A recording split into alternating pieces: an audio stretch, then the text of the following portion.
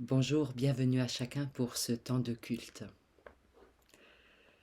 Je vous invite à prier. Je ne veux pas faire de grandes phrases, Seigneur. C'est vrai que j'oublie souvent que tu es là. C'est vrai que je t'appelle souvent quand il est presque trop tard. C'est vrai que je ne comprends pas toujours pourquoi tu restes inactif quand tout s'agite dans le monde et dans ma vie. Mais tu es là, et c'est cela l'important. Rien ne pourra m'arracher de là. Rien ne pourra nous arracher à toi. Rien ne pourra t'arracher de ce monde. Tu es là, Seigneur, plus que ma foi, ma peur ou ma folie, c'est cela qui compte. Amen.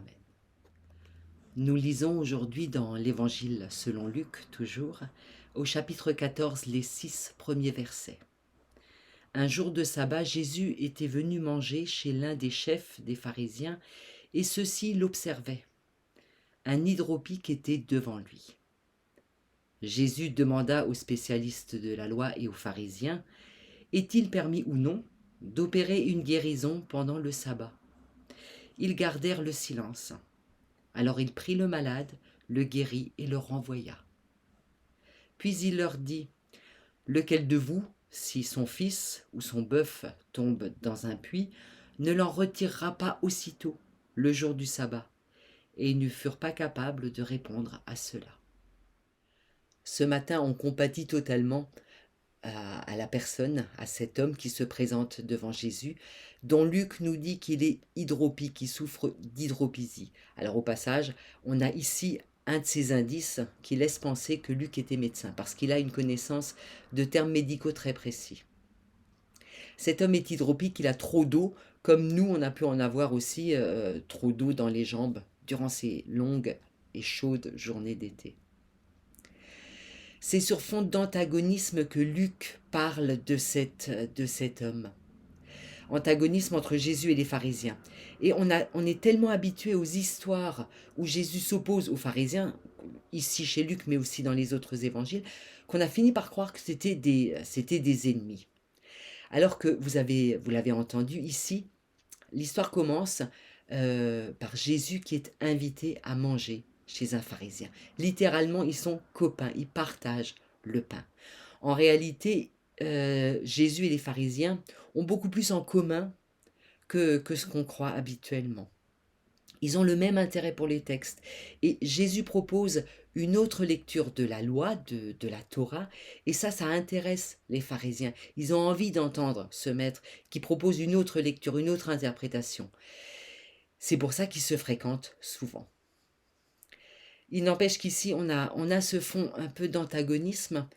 On a un terme qui laisse croire que les relations ne sont pas tout à fait apaisées, parce que Luc nous dit que les pharisiens observent Jésus, observer dans le sens plutôt négatif de il scrute ce qu'il va faire, ce qu'il va dire.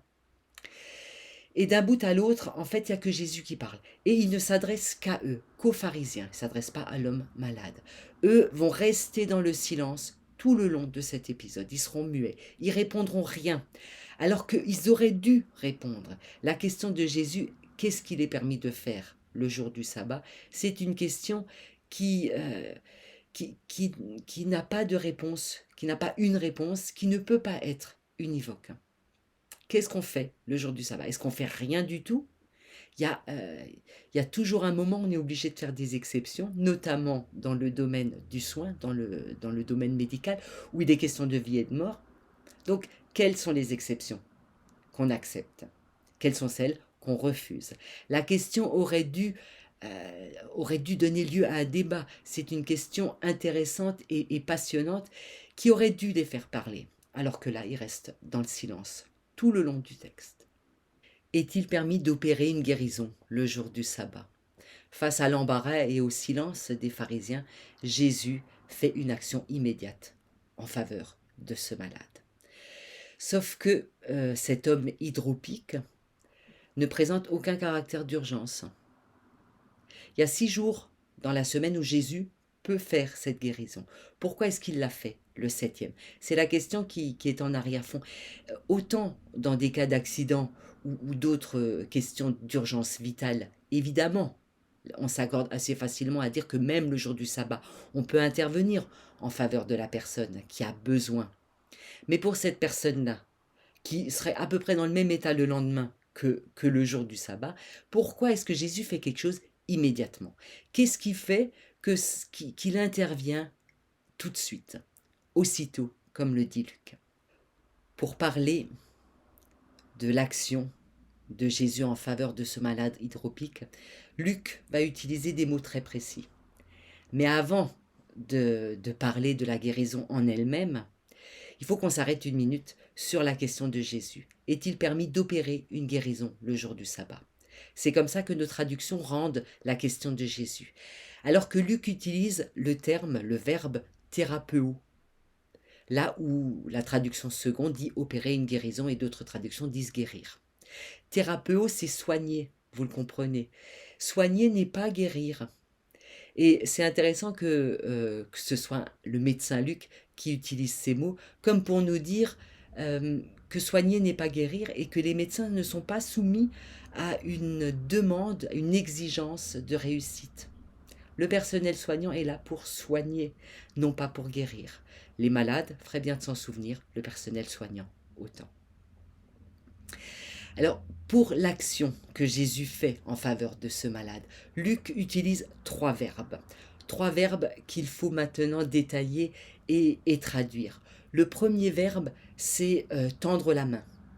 Jésus tend la main et s'il fallait traduire littéralement, il faudrait même dire il surprend, il prend sur. Comme une manière de nous dire que parfois le soin, c'est une surprise pour le malade. Le deuxième verbe qu'utilise Luc, c'est guérir. Là, cette fois-ci, on l'a. Mais dans le sens de régénérer, de recréer. Et puis le troisième verbe qu'utilise Luc, c'est relâcher, renvoyer. Alors, on pourrait entendre ici que le médecin Luc nous dit les étapes du soin. D'abord surprendre, ensuite guérir et puis relâcher.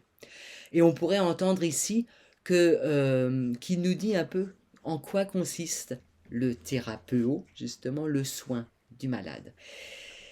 Mais l'intérêt de Luc n'est pas d'expliquer aux médecins comment ils doivent traiter leurs malades, mais plutôt de nous annoncer la bonne nouvelle.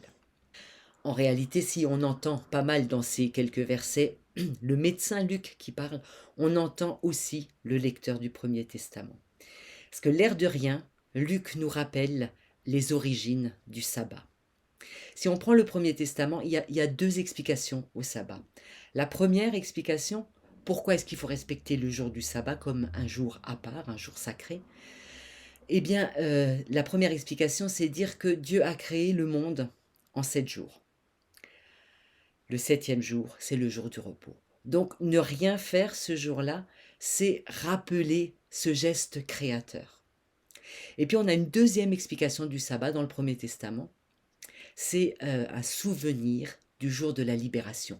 Quand le peuple sort d'Égypte, d'esclavage, eh bien c'est ça qui fonde le sabbat.